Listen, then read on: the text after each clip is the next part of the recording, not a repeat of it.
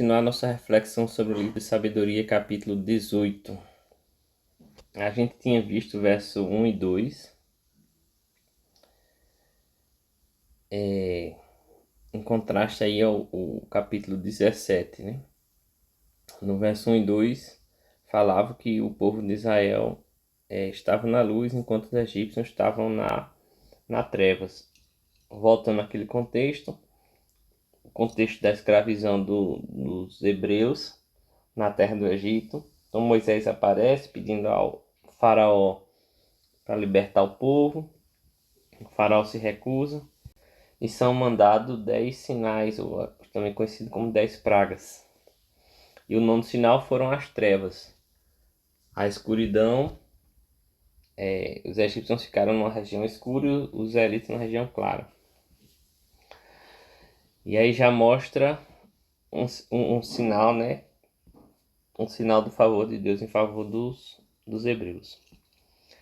Mas aqui também mostra outra coisa, que durante a peregrinação no deserto, o povo de Israel não ficava no escuro durante a noite. De dia tinha uma nuvem que cobria, né, e acho que está em Êxodo capítulo 13, verso 21.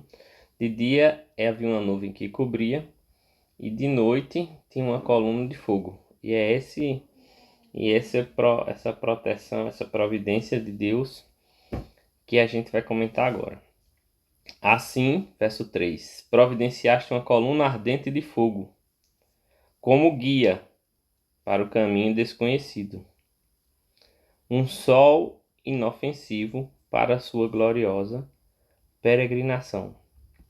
Então essa coluna de fogo, né, era guia, que ele ia no caminho que o pessoal devia seguir, e era um sol inofensivo. Esse detalhe é bem interessante aqui, porque o sol também, para a gente é ótimo, né? E não somente cuida das plantas, mas ilumina. Nessa parte de ser guia, ilumina o caminho, e você fica ali, tem um guia que mostra o caminho por onde vai passar. Só que se ficar muito tempo no sol, pode se queimar.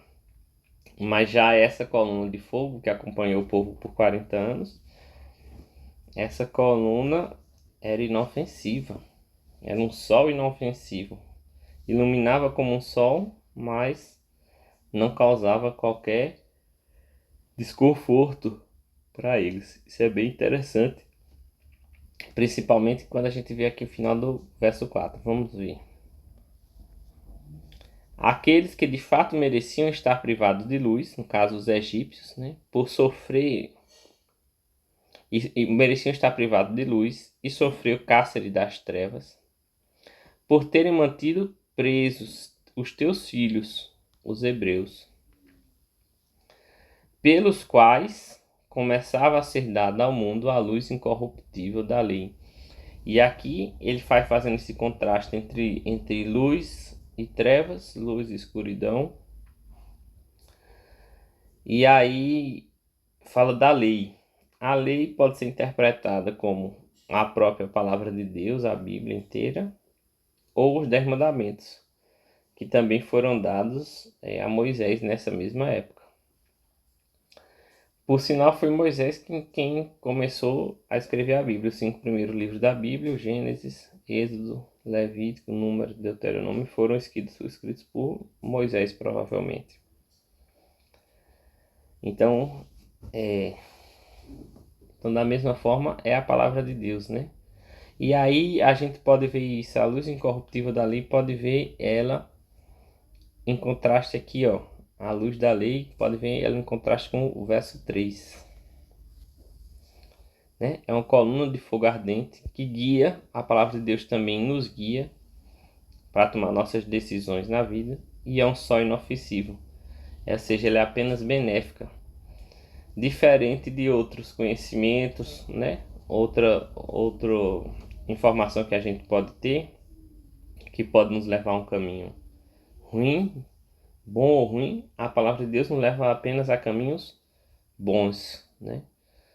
Nos leva a saber como tratar as outras pessoas, como nos arrepender quando a gente está errado, como voltar ao caminho certo. Nos ensina que Deus sempre nos quer por perto, independentemente do que a gente fez. Ele quer que a gente volte para perto dele e está sempre mostrando o caminho.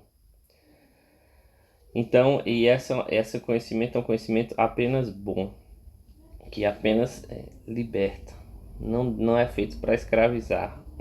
Eu sei que ao longo da história a palavra de Deus foi distorcida por várias pessoas, em vários contextos, para escravizar, mas não é esse o intuito. O intuito é libertar, é trazer para perto de Deus. É ser um só inofensivo, que não vai fazer mal nenhum, apenas bem. É claro que, às vezes,